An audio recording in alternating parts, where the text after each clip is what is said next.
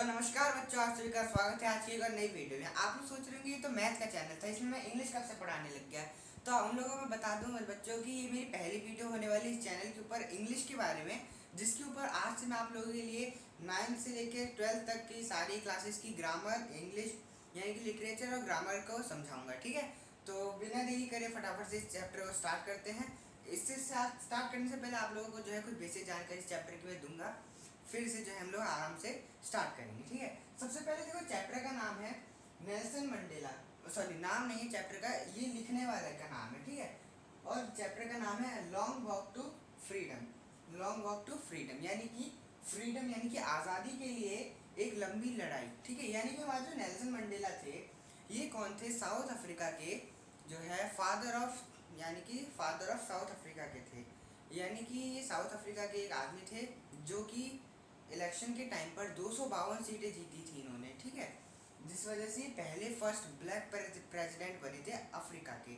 ठीक है, इससे पहले क्या था उधर, वहाँ के जो लोग थे ना, वहाँ पे गोरे और काले के बीच में भेदभाव किया जाता था, यानी कि उनके बीच में भेदभाव किया जाता था, जैसे हम अपार्थेड या अपार्थेड मतलब जो आप बोल सकते हो वो बोलते थे। ठीक है, और इस वजह से जो है ये इन नेल्सन मंडेला जो थे, इनके आपको इन्हीं के बारे में पढ़ना है कि जब ये छोटे थे तो ऐसा समझते थे कि जो है ये जो है आज़ाद हैं, सब कुछ मतलब ठीक है। लेकिन जैसे जैसे बड़े होते गए इन्हें पता चलता गया कि इनके साथ, इनकी कंट्री के साथ, इनके पीपल्स के साथ, इनके सिटीजन्स के साथ कुछ भी अच्छा नहीं हो रहा है। ठीक है, तो हम तो इनकी इस चैप्टर में इसी चीज़ के बारे में जानेंगे, साथ ही साथ कुछ बहुत ज़्यादा ज़रूरी बातें भी होंगी चैप्टर में, तो वो भी आपको बताता जाऊँगा।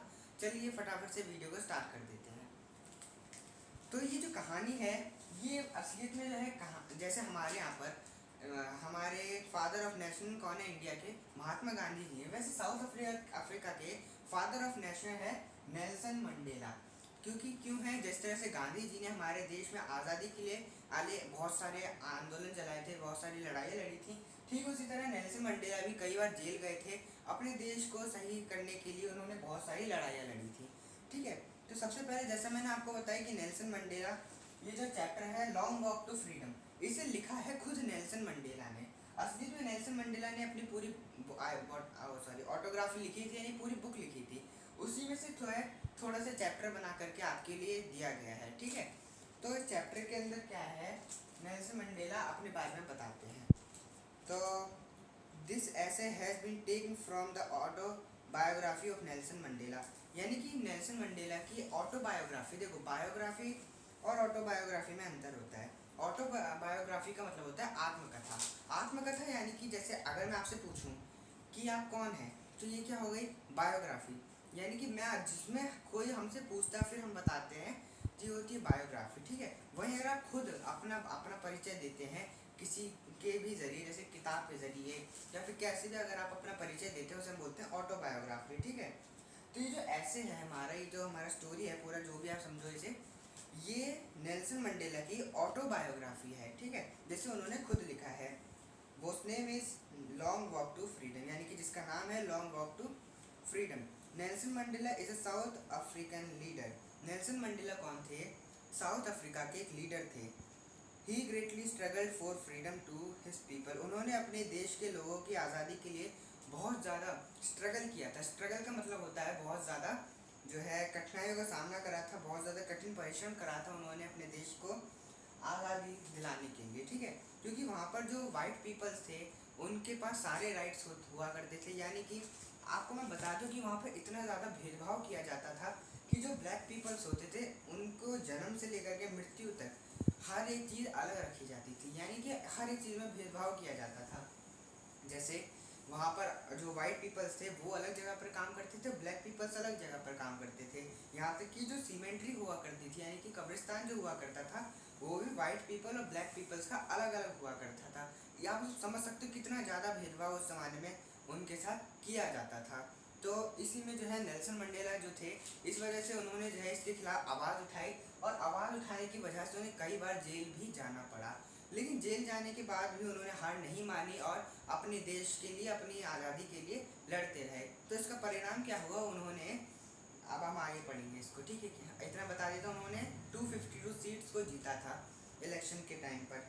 ठीक है, तो हम कहाँ थे, कहाँ थे हम, ये he struggled against the racial discrimination between the whites and the blacks. यानी कि यही मैंने आपको बताया कि उन्होंने जो है बहुत ज़्यादा स्ट्रगल किया था किसके प्रति, जो है वाइट्स और ब्लैक्स के बीच में होने वाले अपार्थाइड के प्रति, डिस्क्रिमिनेशन के प्रति, यानी कि उनके बीच में होने वाले भेदभाव के प्रति उन्होंने जो है स्ट्रगल किया था। अब ये किस दिन हुआ था, वो जो है हमें एक ऐतिहासिक घटना यानी कि हिस्टोरिकल इवेंट के बारे में बताते हैं, जब उन्होंने दक्षिण अफ्रीका के राष्ट्रपति के रूप में शपथ ग्रहण की थी। यानी कि ये जो दिन था 10 मई 1994 का दिन था, 10 मई 1994 ये जो दिन था। इस दिन क्या हुआ था, नेल्सन मंडेला एक जो है शपथ ले रहे थे। क्यों शपथ ले रहे थे, क्योंकि ये इलेक्शन जीत चुके थे।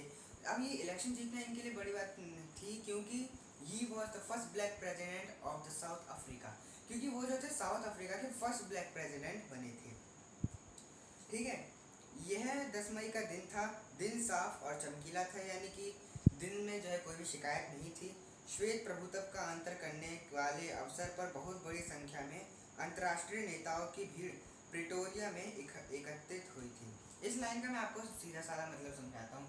जो हमारे नेल्सन मंडेला थे, जब ये राष्ट्रपति बने थे साउथ अफ्रीका के, तो वो शपथ ले रहे थे उधर। तो उनके शपथ के लिए वो जो सेरेमनी हो रही थी, उसके लिए वहाँ पर जो है अलग अलग अंतर्राष्ट्रीय राष्ट्रपति आए थे, यानी कि इंटरनेशनल जो लोग थे वहाँ पे आए हुए थे।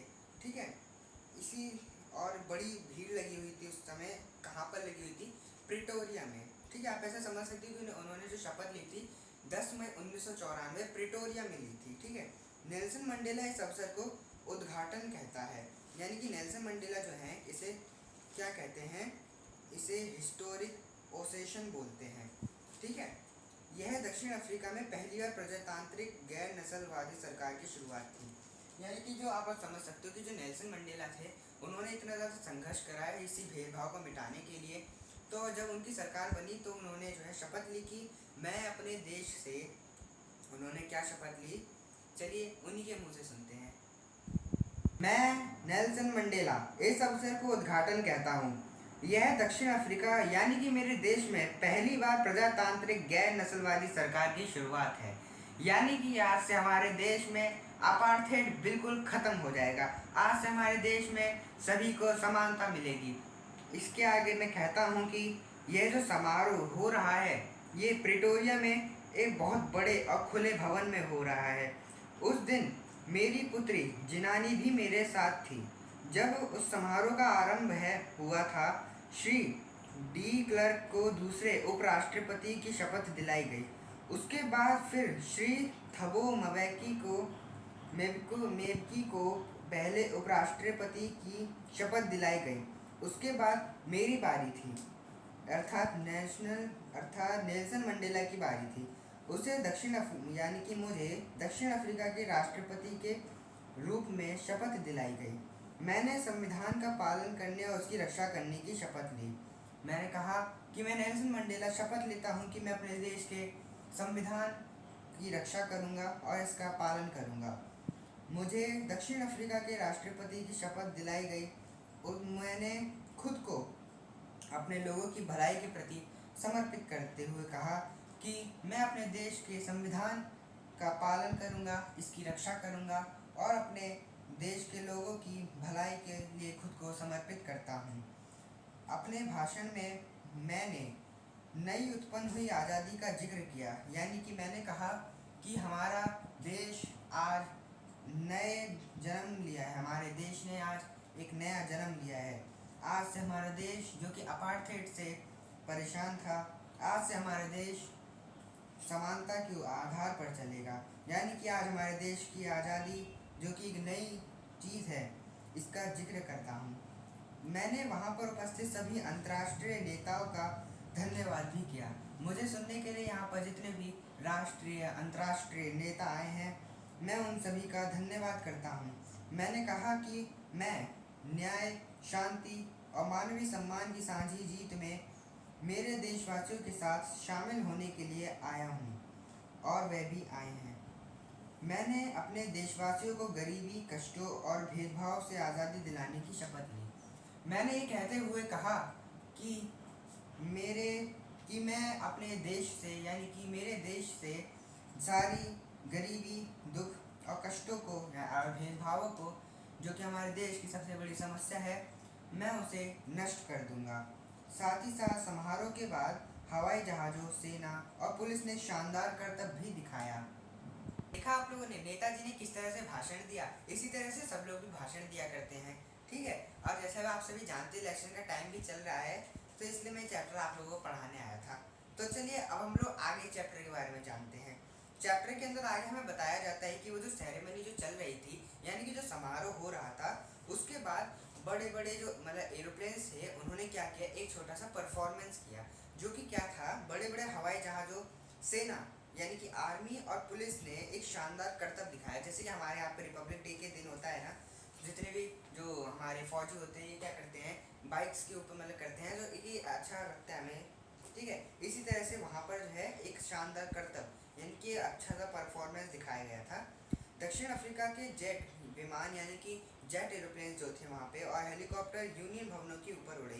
यानी कि वहाँ के जो यूनियन भवन थे, उनके ऊपर हेलीकॉप्टर्स और जेट विमान यानी कि जेट एरोप्लेन्स हवा में उड़े। ठीक है। इस करतब ने सेना की प्रजातंत्र के प्रति अपनी वफादारी को दर्शाया। इस करतब को क्यों दिखाया गया था, वहाँ के जो पुलिस थे, आर्मी थी, जेट्स थे, वो सब क्या चाहते थे कि वो सब जो है अपने देश की वफादारी और प्रजातंत्र के प्रति अपना रूप को समर्पण कर रहे थे। ठीक है। यानी कि अपना मतलब जो है, आप समझ सकते हो, अपनी वफादारी दिखा रहे थे अपने देश के प्रति, यानी कि अपने प्रजातंत्र के प्रति। अंत में भी अंत में वी के आकार में इम्पाला जेट विमान ने दक्षिण अफ्रीका के नए झंडे के लिए काले, लाल, हरे, नीले और सुनहरे रंगों का धुआं छोड़ा। जैसे आपने साउथ अफ्रीका का झंडा देखा ही होगा, उसके झंडे में कौन कौन से कलर होते हैं, काला कलर होता है, लाल कलर होता है, हरा, नीला और होता है हमारा सुनहरा कलर। ठीक है। तो वहाँ पे जो इम्पाला के जो जेट थे, उन्होंने क्या करा, वी आकार होता है ना, वी फॉर वैन वाला, उसमें क्या करा, इसमें है क्या वी, नहीं है वी, नहीं है। तो उन्होंने क्या करा, वी के आकार में इन सारे धुओं को छोड़ा, बेसिकली इन सारे कलरों को वहाँ पर छोड़ा और अपने देश का सिंबल के रूप में जो है इसको दिखाया। तब सेना के उच्चतम सेनापतियों ने उसे सलामी दी। यानी कि आर्मी के जो हेड लोग होते हैं, उन्होंने क्या करा, उसे सलामी दी। ठीक है। उसके बाद दो अंतर्राष्ट्रीय गीत बजाए गए। अंतर्राष्ट्रीय गीत यानी कि सॉरी, दो राष्ट्रीय गीत बजाए गए, सॉरी। राष्ट्रीय गीत जैसे हमारे भारत का राष्ट्रीय गीत है, ठीक है, वैसे वहाँ पर भी दो राष्ट्रीय गीत हैं। अब दो राष्ट्रीय गीत इस वजह से हैं क्योंकि वहाँ पर जो है एक पहला का राष्ट्रीय गीत था, और नेल्सन मंडेला के राष्ट्रपति बनने के बाद वाला एक राष्ट्रीय गीत बना। ठीक है। ये उस प्रजातंत्र के दो पुराने गीत थे, सॉरी, ये जो थे उस प्रजातंत्र के दो पुराने गीत थे, यानी कि जिन्हें जैसे हमारे यहाँ पर एक है, लेकिन वहाँ पर ऐसे दो हैं। ठीक है। उस महत्वपूर्ण अवसर पर मंडेला इतिहास को याद करते हैं। उसे याद आता है कि किस प्रकार लोग काले लोगों के खिलाफ उनके अपने ही देश में भेदभाव की नीति लागू करते थे। यानी कि जो नेल्सन मंडेला थे, वो जो थे प्रेसिडेंट बनने के बाद सोचते हैं कि अभी से काफ़ी टाइम पहले जब दूसरे मतलब लोग थे, तो वो उन्हीं के देश में रह करके उन्हीं के काले यानी कि साउथ अफ्रीका के ब्लैक पीपल्स के प्रति कितना ज़्यादा अपार्थेड करते थे, कितना ज़्यादा बुरा व्यवहार किया करते थे, जो कि अमानवीय था, यानी कि जो कि गलत था। ठीक है। यह बहुत ही अमानवीय प्रणाली थी। गोरे लोगों ने कालों पर प्रभुत्व की प्रणाली विकसित की थी। काले लोगों को उनकी आधारभूत आज़ादी भी नहीं दी जाती थी। यानी कि जो काले लोग थे, उस समय जो गोरे लोग थे ना, वो काले लोगों के साथ बिल्कुल भी अच्छा नहीं किया करते थे। उन्हें जो है मतलब कि अच्छे से ट्रीट नहीं किया जाता था। जैसे मैं आपको भी चैप्टर की स्टार्टिंग में बताया था, याद है ना, भूल गए तो कोई नहीं, दोबारा से जाकर देख लो, ध्यान रखो चैप्टर के अंदर। तो आगे बताते हैं कि रंगभेद की नीति ने देश और इसके लोगों को बहुत ही गहरा घाव दिया। यानी कि जो अगर मान लो अब मैं आपको डंडे मारता हूँ, तो आपको उतना दर्द नहीं होगा जितना कि अगर आपको भावनात्मक रूप से यानी कि इमोशनल रूप से अगर मैं आप लोगों को जो है कष्ट देता हूँ, तो उससे आपको ज़्यादा दर्द महसूस होगा। यानी कि अगर आपको कोई बेइज्जती करता है तो आपको उसमें ज़्यादा दुख होगा, या फिर अगर आपको मतलब कि कोई जो है मारता है उसमें ज़्यादा दर्द महसूस होगा। असलियत में जो आपको इमोशनली रूप से यानी कि मेंटली रूप से जो आपको घाव मिलते हैं, उसमें ज़्यादा दर्द होता है। तो नेल्सन मंडेला ये कहते हैं कि जो रंगभेद की नीति जो थी, यानी कि अपार्थेड जो उनके देश में किया जाता था गोरे लोगों के द्वारा, यानी कि वाइट पीपल्स के द्वारा, वो उनके ब्लैक पीपल्स के दिल में जो है घाव पैदा करता था। नेल्सन मंडेला को इसी बात की खुशी है कि अब यह क्रूर प्रणाली समाप्त हो गई है। यानी कि जो नेल्सन मंडेला है वो इन सब बातों को याद करते हुए दुखी होते हैं, पर बाद में उन्हें जो है खुशी होती है कि अब ये सारी गलत चीज़ें जो उनके देश में थी ये सब ख़त्म हो चुकी हैं। उन्होंने वादा किया कि उन्होंने जो है प्रॉमिस किया कि सब लोगों को उनकी त्वचा के यानी कि उनकी स्किन के कलर के बेस पर भेदभाव किए बिना उनको अधिकार और आज़ादी प्रदान की जाएगी। यानी कि उन्होंने जो है ऐसा लोगों से, अपने देश की जनता से ऐसा वादा किया कि उनके जो देश है इसमें भेदभाव के बिना सभी को समानता दी जाएगी, सभी को जो है उनके रंग के आधार पर भेदभाव नहीं किया जाएगा, उन्हें सभी अधिकार दिए जाएंगे। ठीक है, अधिकार भी दिए जाएंगे और आज़ादी भी दी जाएगी। मंडेला उन सब नेताओं को याद करता है जिन्होंने दमन के युग को समाप्त करने के लिए बलिदान दिए। इसके बाद नेल्सन मंडेला क्या करते हैं, उन सभी नेताओं को याद करते हैं जो कि इसी अपार्थाइड को ख़त्म करने के लिए जिन्होंने अपने जीवन का बलिदान दिया था। जैसे हमारे देश की आज़ादी के लिए कितने सारे जो थे हमारे योद्धा जो थे उन्होंने बलिदान दिया था, उसी तरह से नेल्सन मंडेला अपने देश की आज़ादी के लिए जिन लोगों ने बलिदान दिया था उनको याद करते हैं। ठीक है, वह किस किस को याद करते हैं, वह याद करते हैं ओलिवर टैम्बो को, जो कि एक थे उधर के जिन्होंने स्वतंत्र सेनानियाँ बोल सकते हैं उनको, वॉल्टर सीसोलो, चीफ लिथोली और यूसुफ डाडू जैसे नेताओं को श्रद्धांजलि देते हैं। श्रद्धांजलि आप जानते होंगे किसे कहते हैं। ठीक है, वे असाधारण साहस और बुद्धिमत्ता के लोग थे। ऐसे लोग देश की सबसे महान धरोहर हैं। यानी कि जो नेल्सन मंडेला हैं उनके हिसाब से हमारे जीवन में जो पैसा होता है यानी कि कोई पावर होती है वो इतनी ज़्यादा नहीं होती जितना कि एनकरेज पीपल्स हमारे देश के लिए होते हैं। यानी कि जो बहादुर लोग होते हैं ये हमारे देश की सबसे बड़ी प्रॉपर्टी होती है। ठीक है, इन नेताओं ने उसे सिखाया कि साहस का अर्थ डर का ना होना नहीं है बल्कि इस पर काबू पाना है। यानी कि नेल्सन मंडेला कहते हैं अगर कोई व्यक्ति खुद को साहसी समझता है यानी कि बहादुर समझता है तो इसका मतलब ये नहीं है कि जो ब्रेवनेस होती है वो किसके अंदर होती है, कि डर का ना होना। अगर आपके अंदर किसी चीज़ के लिए डर नहीं है तो क्या ये आपकी बहादुरी है? नहीं, इसे बहादुरी नहीं कहते हैं, बल्कि इस पर काबू पाने यानी कि डर के ऊपर जो काबू पा लेता है उसे ही बहादुर व्यक्ति कहते हैं। बहादुर व्यक्ति वह नहीं है जो डरता नहीं, बल्कि वो है जो डर को जीत लेता है।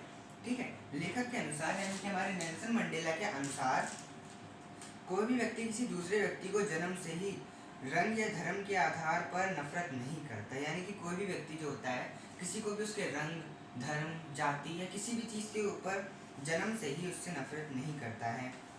अगर हम नफरत करना सीख सकते हैं तो प्यार करना भी सीख सकते हैं। यानी कि जो हमारे नेल्सन मंडेला जी बेसिकली हमें बताना चाहते हैं कि कोई भी व्यक्ति अपने जन्म से ही जो है, अब जैसे कोई छोटा बच्चा पैदा होता है तो उसको धर्म, जाति यही सारी चीज़ें नहीं पता होती, पर जैसे जैसे वो बड़ा होता जाता है समाज में रह करके उसे इन चीज़ों का मालूम चलता है। ठीक है, तो जो नेल्सन मंडेला है वो कहते हैं कि ये सारी चीज़ें हमें जन्म से नहीं मिलती है बल्कि संसार में आकर के हमें ये सब सीखने को मिलता है। तो अगर हम लोग ये नफरत करना सीख सकते हैं तो हम लोग प्यार करना भी सीख सकते हैं। तो हमें जो है वो प्यार करने का भी यहाँ पर उपदेश देते हैं। प्यार मानवीय हृदय में स्वाभाविक रूप से आता है। यानी कि जो प्रेम है वो मानव के हृदय में मतलब स्वाभाविक रूप से होता ही है। हमें ऐसा ही करना चाहिए, हमें प्यार करना सीखना चाहिए। ठीक है, तो लेखक अपने दोहरे दायित्वों की बात करता है। यानी कि लेखक कहता है कि कोई भी इंसान है तो उसके जीवन में दो तरह के दायित्व होते हैं, यानी कि दो फॉर्मेलिटीज़ होती हैं। पहला होता है उसका परिवार, उसके माता पिता, उसकी पत्नी, उसके बच्चे। ठीक है, इन सब के प्रति उसका जो फ़र्ज होता है ये तो होता ही होता है। अब दूसरा दायित्व क्या होता है किसी भी व्यक्ति का, वो होता है उसका समुदाय, उसके देश के प्रति भी दायित्व होते हैं। यानी कि उसका समाज, उसका देश, उसकी प्रजा, ये सारे दायित्व भी हर व्यक्ति के होते हैं। प्रजा लेकिन हर व्यक्ति की नहीं होती, पर समाज होता है ना। ठीक है, इस तरह से होता है। वह कहता है कि एक सभ्य समाज में हर व्यक्ति को इन दो दायित्वों को निभाना है। यानी कि जो एक सभ्य समाज होता है ना उसमें हर व्यक्ति को इन दोनों दायित्वों को निभाना होता है। जो इस बात का अफसोस है कि दमन के युग के दौरान दक्षिण अफ्रीका में कोई भी व्यक्ति इन दोनों दायित्वों को नहीं निभा पाया। उन्हें अफसोस होता है कि जब दमन का युग चल रहा था तो दक्षिण अफ्रीका में कोई भी व्यक्ति इन दोनों दायित्वों को नहीं निभा पाया। इसका उन्हें बहुत ज़्यादा अफसोस होता है। वह कहता है कि स्वतंत्र कि वह स्वतंत्र पैदा हुआ था,